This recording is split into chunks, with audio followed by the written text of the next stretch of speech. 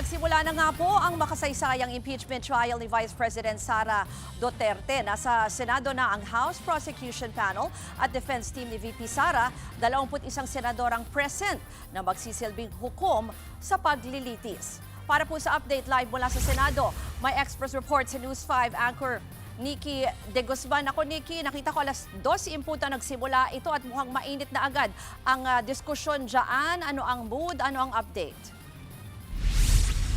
Tensyonado dito, Ruth, sa Senado at damang-dama kasi ang bigat nitong ang makasaysayang araw para sa ating bansa. No? 30 minutes na ang nakakalipas since formal na nagbukas ang Senado bilang Senate Impeachment Court at all eyes ang media at syempre ang publiko kahit pa unang araw pa lang kasi inaasahan nating magiging matindi nga ang opening statements pati ng prosekusyon at ng depensa. So kaninang alauna ng hapon, isa-isang dumating ang mga miyembro ng House Prosecution Panel sa pangunguna ni Lead Prosecutor Representative Jervil Lubistro. Dumating na rin kanina ang buong defense team ni VP Sara sa pangunguna naman ng kanilang spokesperson na si Attorney Michael Poa at Lead Defense Counsel Attorney Sheila Sison.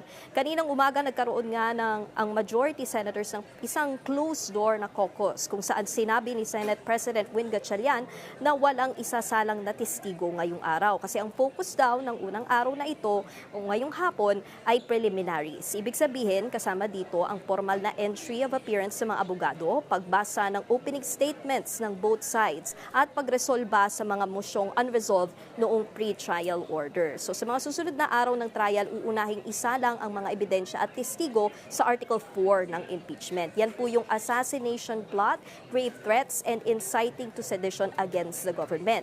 At inaasahang tatagal yan ng 11 days. Ito yung tungkol sa pagbanta umano ni VP Sara sa buhay nila Pangulong Bongbong Marcos, First Lady Liza at former House Speaker Romualdez. Kaninang umaga pa lang, Ruth, nakaayos na ang session hall para nga dito sa impeachment trial at nakapwesto na ang mga mesa at upuan ng senator judges at nakaharap sila lahat kasama ang presiding officer sa rostrum. Lunes hanggang Miyerkules ang schedule na trial hanggang July 24 o bago nga ang State of the Nation o SONA ni PBBM. Sa July 28, pagkatapos ng SONA at dahil naka-resume na rin ang session, magiging 3 p.m. onwards na ang impeachment trial at magiging Tuesday to Thursday na ito.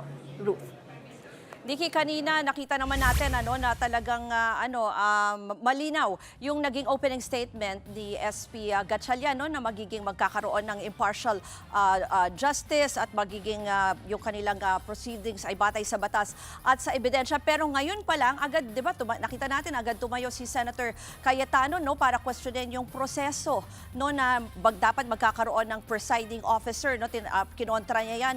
Inasahan niyo ba na agad-agad talagang diretso yung mga debate, So, kakasimula pa lang, kinestyon na agad, kinontest na agad ni former Senate President Alan Peter Cayetano ang authority ni current Senate President Win Gatchalian. So, yun nga ang aantabayanan natin, Ruth, kasi isa rin tong question kung sino nga ang dapat maging presiding officer o kung sino ang magiging presiding officer sa pagsisimula nitong Senate impeachment trial. Inaasahan din naman natin na isa ito sa mga una talagang tatalakayin pagbukas nga ng Senate impeachment trial. So, aantabayanan natin kung ano ang kung paano mag-unfold itong trial na ito hanggang sa umabot tayo sa opening statements na ng both camps. May earlier statement naman si SP Gatchalian na willing naman talaga siya at pinaghandaan niya kung siya na nga yung mananatiling presiding officer. Pero ito kanina, yung papunta nyo dyan, alam ko talagang 6,000 pulisya yung ide-deploy dyan sa paligid ng Senado. Ano naman yung atmosphere o yung mood dyan sa labas ng Senado? Okay. Pagdating namin dito, Ruth, medyo mabigat na nga yung trapiko. Kami mismo, hindi kami nagkaroon ng masyadong problema dahil nga media naman kami, nakadaan kami sa Jokno Boulevard. Pero indeed, naka-maximum security nga. Halos 6,000 na pulis ang nakakalat sa labas at talagang barikado ang mga daan malapit sa compound. Sa labas naman ng gate, naroon ng Akbayan, Makabayan Block na humihirit syempre ng conviction.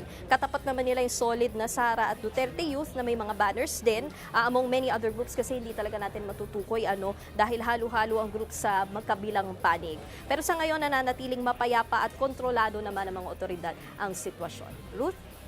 Bukod dun sa kaninang binanggit ni Senator Cayetano patungkol dun sa presiding officer, kasi nga sabi niya, dapat usually talagang Senate President naman ang presiding officer. Yung isa niya pang binanggit, yung conviction threshold. Paano kaya ang magiging botohan kung hindi nga kumpleto, yung mga senador? Paano, ilan ang bilang ng conviction or acquittal na, ba yan, na talakay ba yan kanina? Kasi base talaga sa batas, 16 talaga ang nakasulat. Alam natin to, di ba, Ruth? At sa mga nakalipas kasi na impeachment trial, hindi rin naman kumpletong 24 ang mga senators noon. Pero yung 16 na threshold still stood. So, titingnan natin kung isa yan sa mga mapag-uusapan dahil isa rin nga, kasi nauna nang sinabi ni Senate President Win Gatchalian before na it will stand. Pero noon kasi dalawa lang ang kulang na senador. Hindi ko alam, hindi pa natin alam kung ngayon na 3 na ang kulang, magbabago ba ang stand na ito at talaga bang maki-question kung magbabago ang threshold niya sa botohan sa impeachment trial. Ruth? Yan po ang Express Report ni News 5 anchor Nikki de Guzman live mula sa Senado. Mga kapatid, Ruth Cabalco, para sa mabilis na pasada ng mga balitang dapat niyong malaman, mag-follow at mag-subscribe sa social media pages ng News 5.